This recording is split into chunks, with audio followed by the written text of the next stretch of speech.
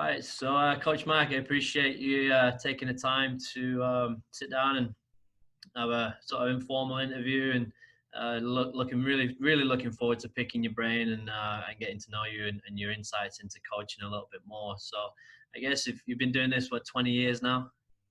Yeah, I actually started. I was a head coach in college my freshman year, and there was I went to Indiana Wesleyan University, and there was a club that just started up that year, and I started coaching. So I was 18 years old, a freshman in college, and I was a club coach at a U12 age.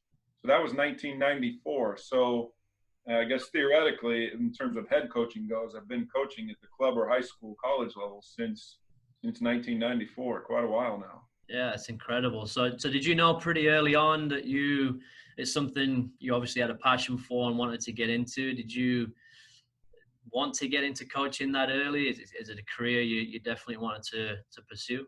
Well, football's in my blood. It's in my family DNA. You know, my family has backgrounds in Bootle, which is just outside of Liverpool, and but my dad was a coach, and my dad got me into the game. I started playing when I was 4 years old, so in 1980. Hmm. But for I think 10 years of my life, my dad was my coach, and he also was a club coach in Ohio. And so I went through a childhood of watching the ups and downs of one, soccer and football developing in this country, but two, seeing my dad really trying to start clubs and to assemble quality players from different high schools and different junior highs, and that type of thing. So I saw the ins and outs behind the scenes of coaching from my dad, which really had nothing to do with the tactics. But I knew for me that coaching was in my blood, and it's something that I wanted to pursue kind of in my dad's footsteps. Yeah. Yeah, for me, it sort of came my junior year. I tore my Achilles the spring of my sophomore year, and going into my junior year, I missed most of it. I came back for basically for the national tournament run, and it was that time as a junior, obviously looking ahead to graduating and seeing what was next for me. It was being injured and being on the sideline and looking at the game from a different perspective that really gave me like the kind of the injection to want to pursue coaching. But it's interesting that you had it from maybe a very early age and got into it. I thought I was a young head coach at 23, and it seems like you've been doing it since a lot earlier than that. But so you got your first head coaching job at Greenville College, initially taking them on the men's side. 3 years in, was it 3 years in or 4 years in? You took over the women's program as well. Yeah, it was actually 2 years. 2 years. Wow. Yeah. So Yeah. I know for me, managing one program is more than enough. How did you balance not only managing both programs, but the differences in the men's and the women's game? Well, let me take a step back, because to answer that question, there's an obsessive drive that I had. And when I came out of college, I had a degree in psychology, and so I went on to get an addictions degree. So I got what's called a certified chemical dependency counselor. I was working in a hospital doing really well financially. Mm-hmm. I was doing the 12 steps. I was doing individual counseling, group therapy, and I was also high school coaching and club coaching at the same time. Well, my boss in the hospital, because I kept taking off work for games, and my boss in the hospital said, that coaching stuff is silly. You need to give that up. This is the quality of life. You're going to make great money this way. You're a good counselor, blah, blah, blah. But that soccer stuff, you need to give it up. And I realized at that point, like I couldn't, and there's no way I could. So I was desperate at that point, because I knew I didn't have a passion for counseling, Mm-hmm.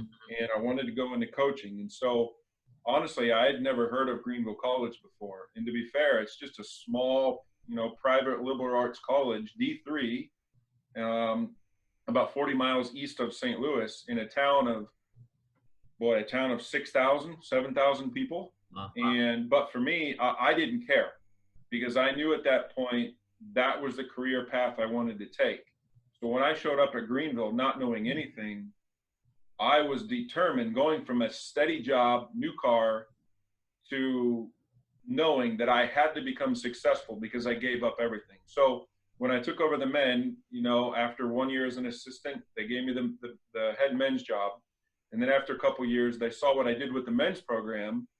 And then that's how I ended up getting the women's program. But mostly, honestly, it was recruiting, Lee. So it was a university, and you've probably heard of this. Can't speak for your situation there because I don't know. But the heads and beds concept, right? The enrollment status. And so for me, if they could walk, they were a good player. So when I took over the men, I did a lot of recruiting and I brought in a lot of people, and they honestly were struggling enrollment wise and wanted me to go after, you know, the women's program as well. So when I took them over, I had 4 players on the men's side. When I took the women over, I had 4 players. When I left Greenville in 2011, I had 92 players between both programs. So I had 1 full-time assistant, 1 GA, myself, a head men's program, a reserve team for the men, a head women's program, and a reserve team for the women. And I was coaching 4 teams.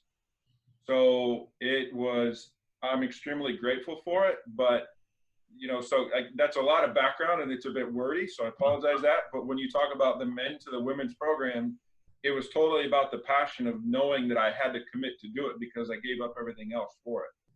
Yeah, I think we all have to go through those sacrifices, particularly early on. I think, you know, especially when you're just starting out, you're overworked and underpaid. And I know for me as a 23-year-old head coach, just starting out, I had 1 volunteer guy my first year, nobody for year 2 and 3, and small private liberal arts school in Illinois. And you know, I think for me that was a great apprenticeship. That was a great foundation, and you do it because you love it.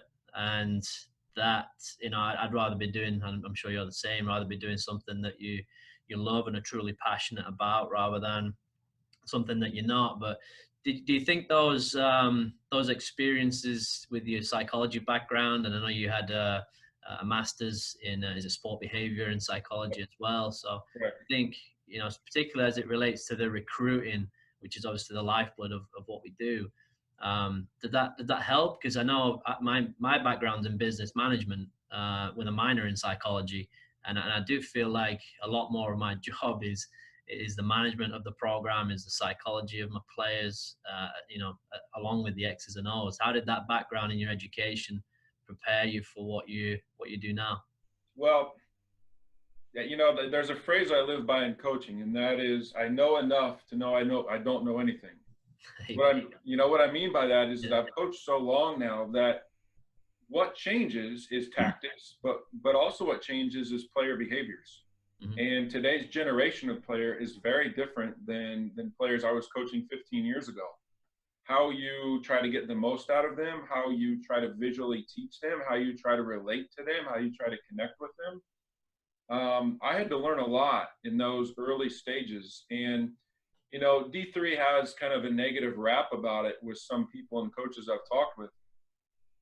Lee, I couldn't be more grateful for my NCAA Division III experience. And some of that is the pure aspect of joy in coaching when there's no athletic scholarships involved, when you're not really competing for national championships at the level we were at, when the total goal was to find a way to win conference, and taking a player who may have had a lot of full ride offers, and really investing your time getting to know those players. Because if a player is going to go to you at a Division III school, they've got to have a reason, right? And that relationship aspect and getting to know those players and spending hours on the phone with them is an inevitable experience that I'm so grateful for now, because it's what's helped me assemble teams based on communication and relationship. That D3 is my total foundation that I don't think many coaches have, that I wouldn't change for anything now, to be honest. Absolutely. I think, you know, those relationships and that communication piece that you talk about, and really diving deep into getting the best out of an individual and forming relationships with those individuals is, for me, that part seems pretty timeless. Now, how you do that, is going to have to change. As social media is a lot more prevalent than maybe back when you were in Greenville, and maybe the methods and how we do that is different. But maybe the fundamentals of how we communicate is, it's still like you and I talking now. It's still one-on-one. It's face-to-face. It's that human element that sometimes is maybe lacking these days. Is what would you say are the toughest challenges in recruiting now compared to, say 15, 20 years ago? I've been in a lot of talks about this since the coronavirus. I think the lack of commitment is the biggest challenge that I see amongst today's players, because if you look at the American players, right, let's say they don't like one particular club. Well, they just switch clubs. Yeah. And so let's say they show up for you and he's a good player at Lander, but maybe not seen as much time as he'd like. Well, I'll just go to this other school because I know they recruited me. I could go there. Yeah. There's a little bit of the lack of mentality of investment and commitment, I think, is the biggest challenge now that all of us as coaches. So let's say you go to one school, and let's say a player that I have at PBA wants to go to Lander. Well, that's great. So he's always going to want to fight to go to Lander. But it doesn't matter what school you're at. They all have challenges. So when I talk to some of my friends in the ACC head coaches, just because they're at an ACC, they want to go pro, or they want to go USL, or guys in USL 1 want to go to USL Championship. Everyone is always striving for the next best thing, and very few players in today's youth are settled. So finding a player who is committed to the cause, committed to the university, committed to your program, with not always thinking on the other side, what could be, what if, is the grass greener? I think that's one of the biggest challenges we have as coaches, in forming that chemistry as a program and pride in relationship in your players, that they all want to commit to being a part of Lander or PBA or wherever it is. I think that's one of the biggest challenges that we all face as college coaches today.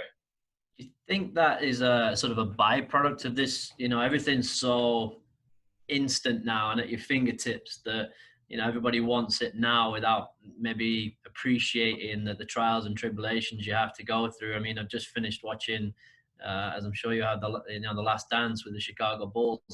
People talk about, the repeat, three-peat that MJ and the Bulls went through, but what they forget is that for 7 years when he first entered the league, he lost a lot, and he didn't always hit every game winner. And maybe the current generation, because of this instant need for gratification, that it's those trials and tribulations are not appreciated as much. Would that be a fair assessment? When I was at Belhaven, we won the national championship in 2012, but I've always said, and even my players say, that we were much talented after that. Mm-hmm. And even here at PBA, we went to the Elite Eight in 2015, and I think some of the teams we've had since that point have been more talented. But it is, in my opinion, it's a lot easier to get there than it is to sustain being there. Mm-hmm. Because that desire, that hunger, that drive of performance, of establishment, is very difficult compared to players who come in who just assume. They assume the facility. Like when I showed up, these facilities weren't here. The building I'm sitting in wasn't here. Those guys witnessed that. They witnessed the growth of even getting into the Sunshine State Conference here at PBA. That we weren't in the conference when I showed up. So that aspect of player really fights for things. But you bring in players today and they just assume. They don't realize the history and the foundational blocks, and it needs taught. You need to be intentional about teaching the history, the games, the challenges, players who played before you. I think context is a really big deal for any coach, to be honest. Yeah, we're sort of going through the same thing right now. I mean, 2 years ago, we got to the Elite Eight ourselves and, lost to Barry, who ended up winning, the whole thing. And that was a 4-year process with a large group of seniors just to get to that point, And then last year in 2019, we graduated 10 guys. A lot of them are big players. And then we're trying to achieve the same thing with a brand new group, and it's not that easy. It doesn't work like that. You've got to go through the hard times. You got to take the experiences. You got to learn from those and come back and get better. And we've got a good core coming back, which I'm excited about. So hopefully we can take the lessons from last year and do better. But so from Greenville, you went from NCAA Division III into NAIA with Belhaven, as you said, and just 2 seasons there, but very, very successful. Won the national championship your first year, and then I think Elite Eight the second year. Right. What allowed you, obviously jumping from NCAA to NAIA, but instantly being successful? Was it what you'd learned? Was there already a good basis there when you entered? What allowed you to have that instant success? A couple of things.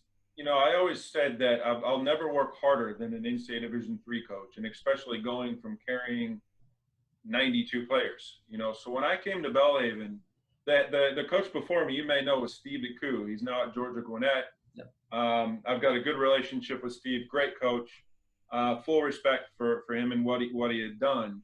When I came in, though, to Belhaven, it was a little bit of a transitional time because Steve had moved on, and also a lot of those players had moved on. So I didn't inherit a lot of players, to be honest. But Belhaven was going through a time in admissions again where they were struggling as a university in trying to increase enrollment. So the athletic director had a conversation with me and basically talked about increasing enrollment opportunity through soccer. And I kind of pitched him, and I said, I've been doing this for over a decade. I know how to run, reserve programs, JV programs, if you will. And I said, I can do that. So, so I wrote up a proposal. It went to the president, it went to the athletic director, and they went with it. And so they committed to having a reserve program for the first time there. And my recruiting class was 42 players that first year. In one class? One class. 2012, I had 42 players. And we had over 70 players in the program. So when I came in 2012, I totally changed the model from what Steve had doing. Again, no knock to Steve. It was just kind of what I had been used to. And so I brought in the whole JV reserve program, and it made it a little bit easier because NAI rules are different than NCAA, rules. So at NAI, as long as they don't play in a varsity contest, you can give them athletic scholarship. So it was the first time I ever had athletic scholarship to work with because I didn't for 12 years at Greenville. So it made it a lot easier to recruit, to be fair. And at that point, so I brought in over 70 players in the program that first year, and then you can decide who's on your reserve team and who's on your first team. And so we had a first team of about 30 players, we had a reserve team, and then we had a freshman team. Wow. So we had 3 schedules that first year when I came in, and the thing that it did is it brought on a great deal of competitiveness. And I think any new coach coming into a program excites or reinvigorates a program. I think if I moved on, I think if you moved on, to no fault of our own, I think just players always generally respond in a positive way to new challenges, trying to perform, the lack of not being monotonous, that type of thing. I just think that's normal. Yeah, they've got to prove. Yeah, and so the aspect of new players with the competition, with a new coach, I think all of that led to what ended up being a national championship. But that year, 3 of the final 4 in the NAI national tournament were all from our conference.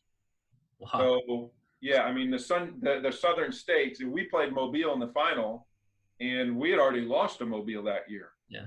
And there was Southern Poly, who was a team out of Atlanta area, a great program at the time. AUM, who's now Division II. Wolf Koch had a great program. They were in the mix. William Carey was in the mix. It was a very, very good conference at the time. So that I'd imagine then that prepared you for the national tournament run. Obviously, the familiarity of playing against those guys, but maybe more so you were battle tested, you were battle hardened, if you like. To there's some conferences that are easier than others, or some regions that are easier where they don't have that competition week in, week out, and they get to the national tournament and they struggle because they've not faced that level of competition. I imagine that it definitely helped. You've got three of the national final four in your conference, that has to prepare you pretty well, or is it fatigue and tire you out a little bit? Danny Whelan, Bestie, is the head coach at Mobile now. He was the assistant coach at Mobile when we played him. They absolutely kicked our tails earlier in the season. I mean, Leo, it wasn't a contest. They hammered us in every way possible, and to play them in the final, was kind of like an opportunity of vindication for our guys, because they in every way they outplayed us earlier in the season. They were terrific, very well coached, very organized against us, and they were much better. But yes, the battle-tested aspect of significant games, as you know, is a big deal. We face it now here at PBA in the Sunshine State Conference. Very, very top to bottom good programs here. But the big game for us when I was at Bellhaven in 2012 in that run was Lindsey Wilson. So I don't know if you know Lindsey Wilson much, but they had won 9 national championships. When they showed up to the banquet of the Final Four, all these guys are wearing like these coats, and they've got a big number 9 in gold, right? And so it all stands for their 9 national championship. They've got 9 gold stars, as you know. Yeah. And incredible athletes. They had a lot of players, African-based players. Terrific program. So, and they, I think, were undefeated when we played them. I think they were 20-0, and they had a player named Lebegang Maloto, who's had a great professional career here since that. Mm-hmm. They were awesome. But here's a story you'll like. They were great track athletes in terms of just the style of play, up and down, crazy athletic. And the night before, our guys watched them dismantle Southern Poly. And Southern Poly had just beaten us 2-0 in the conference tournament. So I looked at our guys, and our guys were like, Coach, this is going to be embarrassing. Like, they're going to destroy us. I saw it on our faces as we were watching that game. So I got this crazy concept, and at 10 p.m. at night in the hotel, I told the guys that there was a mandatory meeting and something special that we had to get done before tomorrow's game against Lindsey Wilson, the best team in the country, undefeated, 20-0. I pulled them in. I had a room reserved. I had a whole half-circle room, and I put on the 1934 cartoon of the tortoise and the hare. There you go. And the whole concept is the hare, the rabbit, takes off, and he's wearing blue, no less, in the cartoon, right? And he's flying, he's going up and down, and the tortoise is green, and Bellhaven colors were green. So here he is, trot to trot to trot, and so all the guys are laughing at first, but the guys had no idea what that cartoon was or the theory behind it. Yeah. So at first they're all making fun of it. By the end of the cartoon, they all got it, right? Because, as you know, the tortoise, slow and steady path, beats the rabbit because he gets distracted. It was kind of a laugh, but then I went into the whole concept of patience, managing the game. Mm-hmm. They were better than us, to be honest with you, but we were a better possession-based team. So, and what round was that in? That was the Final Four. That was the Final Four? Final Four. Wow. Yeah, I know.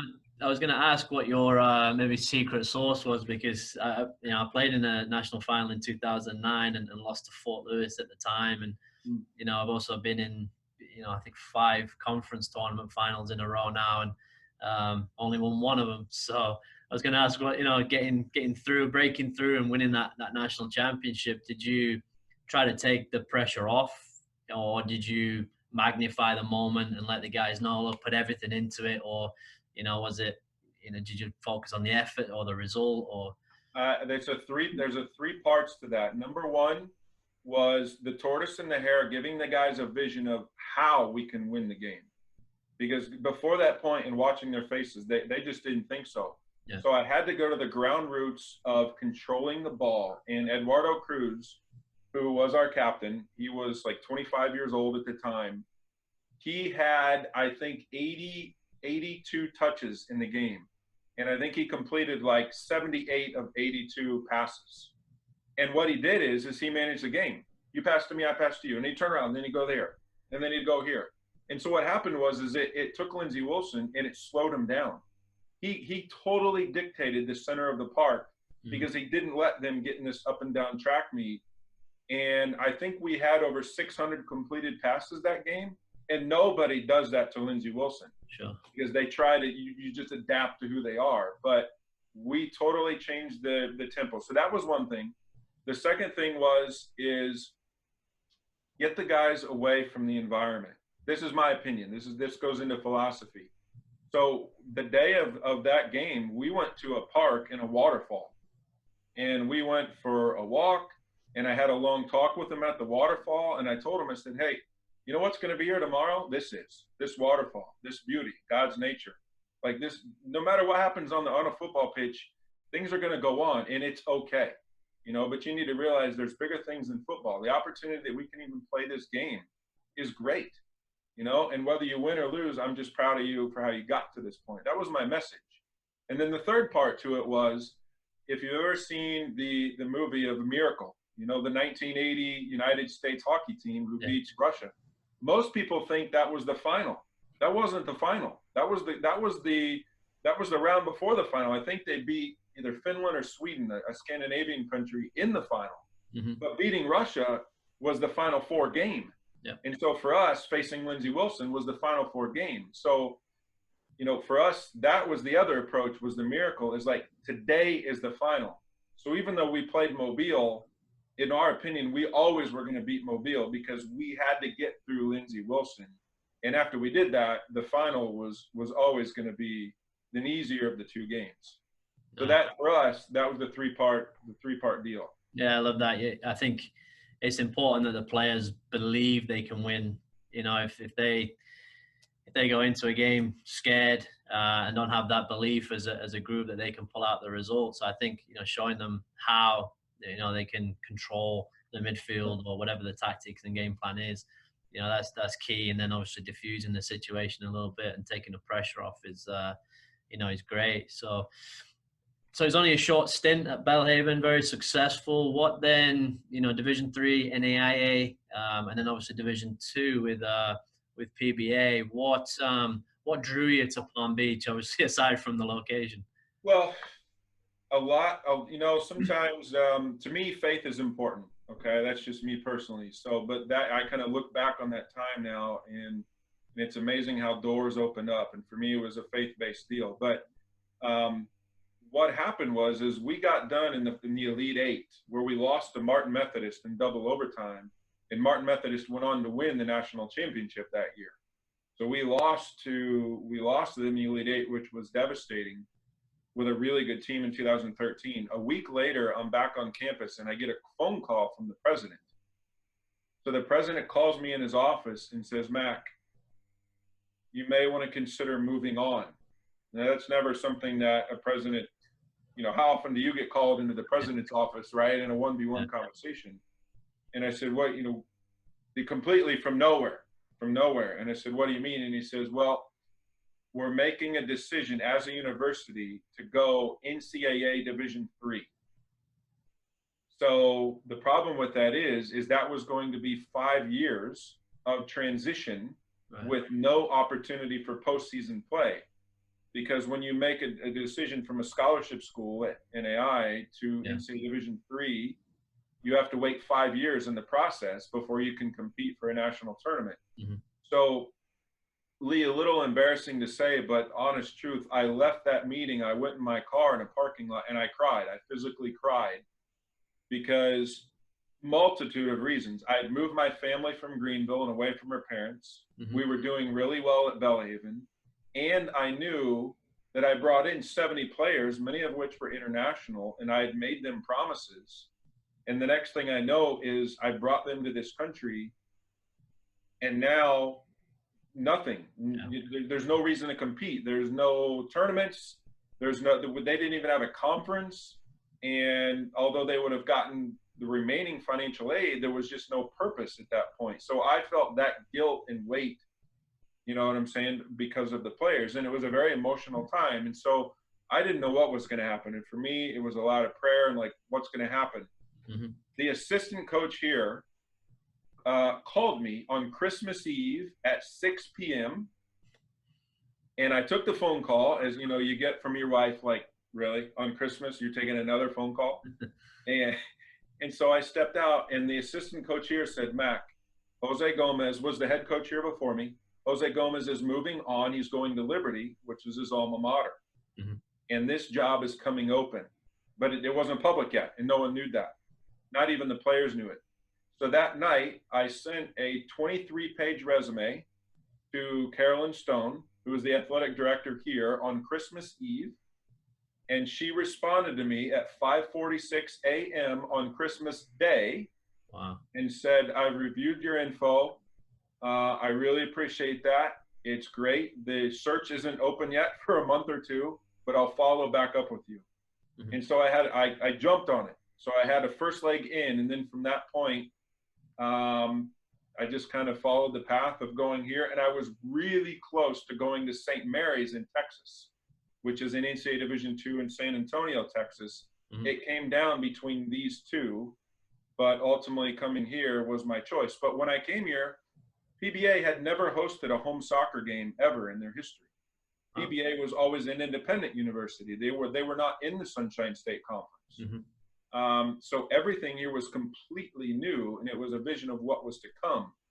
And so things just worked out, and the Rinker Athletic Campus here, which is an 80-acre campus, opened up.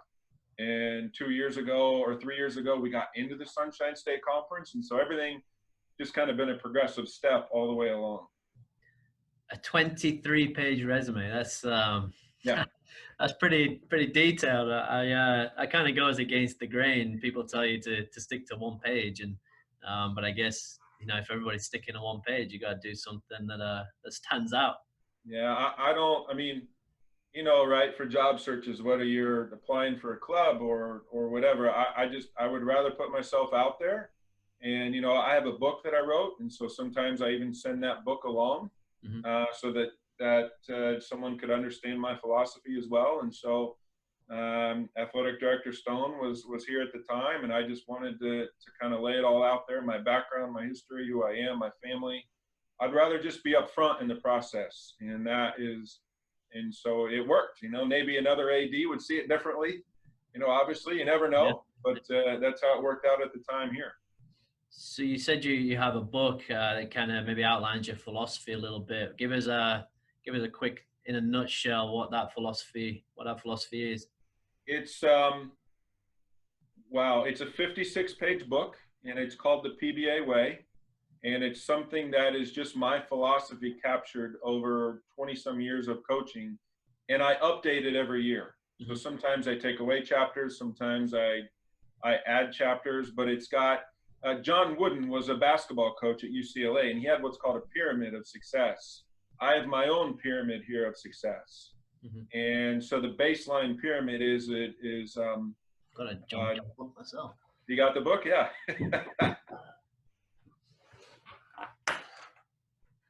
Yeah. A lifetime of observations. Okay. Yeah. But what a great, insightful coach. And for him, it was never about winning. It was all about the process, the philosophy. You know, the winning the titles. I think Wooden won maybe 7 titles in a row, something like that. I can't remember the exact numbers, but yeah. So I have my own pyramid basically, and the book kind of goes over that pyramid and philosophy. And, you know, I've got a lot of coaching mentors, as you may, but Dave Brandt used to be the head coach at Messiah, and then he went to the Naval Academy, and then he went to Pittsburgh Riverhounds, and now he's at Hope. He has a philosophy called catch the butterfly. And a butterfly, if you think how they fly, they kind of fly up, but they bounce around, right? And so for him, the whole pyramid, the whole philosophy is being able to catch the butterfly every time, because you have the pyramid of success, which leads to success of being able to catch the butterfly. So it's just a coin phrase, mm-hmm. but I've kind of adapted it as well. And so the book is actually what's it take to catch the butterfly in terms of sustaining or maintaining success. And success, we could talk about all day. Some people see success as wins and losses.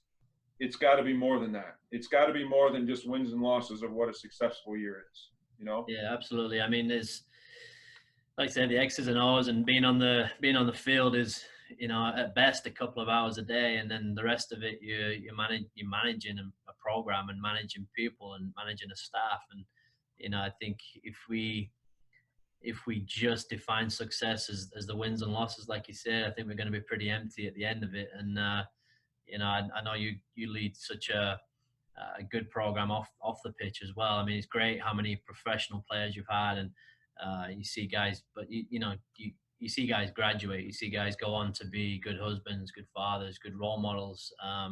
You know, I think certainly for me, and I'm sure for yourself, that's as gratifying as anything else. Yeah. But what's so you've had 6 years at PBA now with a lot of success in terms of wins and losses. What's the next step for you guys? Obviously, to try and break through and get to a Right. Final Four and on the field. Uh, you're hitting a question that in my own kind of personal walk and journey with coaching is where I'm at. I don't think coaches lead by nature we're ever settled. Okay, we're ever settled because there's always this aspect of what now, what's next. Um, the head Alabama American football coach, Nick Saban, he was giving an interview once, and it was just randomly on TV, and I was laying in bed with my wife and just kind of watching football. And the interview, he was talking about it, and so the question to Nick Saban was, "What is it like?" Because in American football, they hold a trophy, right? I think a crystal ball or something when they win a national championship. Mm. And the question was to him, "What's it like in that pinnacle moment to win a national championship?" And Nick Saban's answer at the time was, I would tell you if it's something I can remember, but honestly, I don't really remember because I remember holding the trophy, thinking about all the recruiting I had to do the next day. Yeah, The pinnacle moment yeah. of a coaching career. Let's say you're at Lander and you win a national championship. And in that moment for you of accomplishment and celebration, your mind is thinking about fear. What do I have to do to get the guys back here? What do I have to do to get to see these guys celebrate like this again?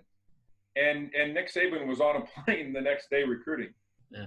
And my wife leans over to me. She says, "Mac, like, I don't know who that guy is, but like he takes after you." And I thought, yeah, Nick Saban does not remotely take after me. But the point is like there is that aspect of coaching, right? And so you're constantly evaluated of what success is, what's the next thing, and that is the challenge for me. And so having won a national championship, if we would win a national championship here at PBA, I still don't think there's an aspect of feeling settled or like I've achieved the pinnacle or like look at what Mac has done or look at what I've accomplished. That's not it. So for me, the constant things I'm always thinking about are how can I improve as a coach? How can I relate to my players better? How can I find a way to inspire more? How can I learn to work spreadsheets and recruiting and financial dollars? And obviously now with the coronavirus, there's life aspects going on bigger than us coaching football, So Yep. These are the things that are always on my mind. So it's not, honestly, it's not, Lee, about wanting to win and wanting to win championships, because having done it, in some regards, it can almost be a negative. It can almost be a curse if you let it. Mm-hmm. Because what happens is after that is everything can be measured to that. So if you say, well, this year we were 15-3-3, but last year we were 19-1 and we won a championship. So last year's team was much better than this year's team. Was it? Like, Yeah. From the outside, well, they won the SSC trophy and this year didn't. But this year, I feel like I did a better job coaching this group than last year, because this group was a new group. Mm-hmm. We started rough in the season and we related, and the team really came together with a great chemistry, and we put ourselves in a PK loss shootout to Lynn for the championship. Yeah. But I feel I did better. But the measure of success was, well, last year you were better. So for me, I'm always trying to quantify that aspect of drive, because when you're younger, everything is significant based on accomplishments and trophies. As you get older, it changes. It honestly changes. I can't speak for you, but most of the coaches that I talk to, that's what happens in the process. I think for me, I was starting out, I was very results oriented. It was about those championships, and it took a while to win a couple. And they obviously they feel great, the emotion, the excitement, you're sharing it with your players. It's kind of a culmination of, it's the byproduct of the process that you go through. But For me, I think what changed for me was having kids. I have a, you know, they just turned 3 and 1, and after a loss now, it doesn't sting for as long. Mm-hmm. And after a win or after a championship win, it that buzz kind of goes away a little bit quicker. You get home, you realize you've got responsibilities, you get back to it the next day, and you're prepared to go through that again and try and get better along the way. So I'm definitely, the last few years since I've become a father, I think has helped me appreciate that it's not solely about wins and losses or the trophies at the end of it. They're always going to be a byproduct of what we do every single day. So um, so going just to maybe wrap it up, again, we appreciate your time, and I think this has been fantastic. I could speak to you all day. In regards to recruiting, you obviously have a lot of international players like ourselves, some older guys as well, graduate students as opposed to undergraduate. But just maybe generically, maybe the top 3 characteristics that you look for. You know, in terms of when you're having a conversation with a prospective student athlete. Right. You know, every coach, as you deal with internationals, and the great thing about internationals is I love diversity, whether racial diversity, economic diversity, religious diversity, and nationality diversity is the thing that I really appreciate and value as a coach. And in soccer and football, more than anything else, you can take players from all over the world and put them together, you know, and be willing to work together for a common cause. That is like a hot button for me. I love that aspect. I love diversity. And so for me, the first thing when it comes to recruitment of what I look for is I like diversity amongst the team. I don't like when I have too many of let's say, one nationality or one type of player or one type of character. So that would be the first thing that I look for is a diverse team, and in some regards, a global team. So that would be the first thing. You know, you can talk about, you know, other things and X's and O's and types of players, but I also look for, you know, kind of this style of fit of how I want to play.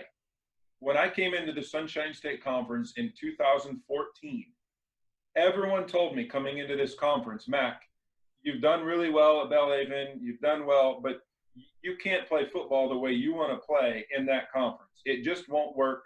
You've got to go big guys. And I'm telling you what I was told. You've got to go English and you've got to go German. You can't play football the way you're trying to play with this possession stuff and keeping the ball on the ground. That stuff just doesn't happen. It doesn't, you know. When I came in 2014, there was one player in this conference who saw time that was a South American. The entire conference, one, that was it. And I came in and I brought a lot of South American players, Brazilian, Venezuelan, Chileans. And it was totally different concept to what this conference had ever seen before in terms of the style of play. And by the second year, we ran the table. We were 17-2. And the concept of keeping the ball in technical ability and possession. And I won at least 350 completed passes a game. So for me, that type of profile of player, the technical ability as just an outright football player, is also a third dimension to the recruiting that I valued and I still value in terms of how we want to try to play. Does it always work? No. You know, and I'm in no way, as Pep would say, it doesn't make me right and you wrong, or someone else right and wrong, and it doesn't make my philosophy better than theirs and theirs better than mine. That I don't want to. That don't misinterpret that as what I'm saying. I'm just saying for me, I've always stuck to the principles of philosophy of how I want to play and the diversity of style and nationality with the type of player that I look for. That's brilliant. Yeah, I always enjoy watching your teams play, and maybe one of these years we'll come up against each other, and either in a regular season or in a postseason. Now we're in the same sort of super region, but Right. yeah, I'm going to enjoy watching this back. I hope people take from it as much as I have, and we certainly appreciate your time. So won't take up any more of it, and appreciate your insight and your experience and your willingness to share. Well, I appreciate it. Thanks for the opportunity. I know enough that I don't know anything. So that concept, that phrase means that in the nature of football coaching, we're all trying to improve and get better every day. So that's kind of where I stand with it. So this is great conversation for me to learn as much as maybe the other way. So thank you. Well, there you have it. There was Brian McMahon, the head coach at Palm Beach Atlantic, sharing some of his insights and experiences throughout his 20 years in this profession. I found it absolutely fascinating. I could listen to Coach Mac all day, from his early start and following his passion and giving up a well-paid job and coming out of his comfort zone to, the quote where he says, "I know enough to know I don't know anything." I think that's something that we can all take from. It was interesting to me. He said how the lack of commitment is maybe the biggest challenge in coaching sort of a modern player. How he prepared his team with just some simple exercises for a national final. His theory on what success is, and it going beyond just the wins and losses and the championships, to his recruiting philosophy and how he loves to have a diverse program, and how he kind of went against the grain in coaching in the current conference that he's in. And the feeling as a coach of never feeling settled, never being satisfied with any championship or performance. It's always what's next, and asking that question of yourself. So hopefully you took as much from it as I did. Again, I was fascinated and could listen to him all day. But looking forward to the next interview in the series, and hope you guys enjoyed.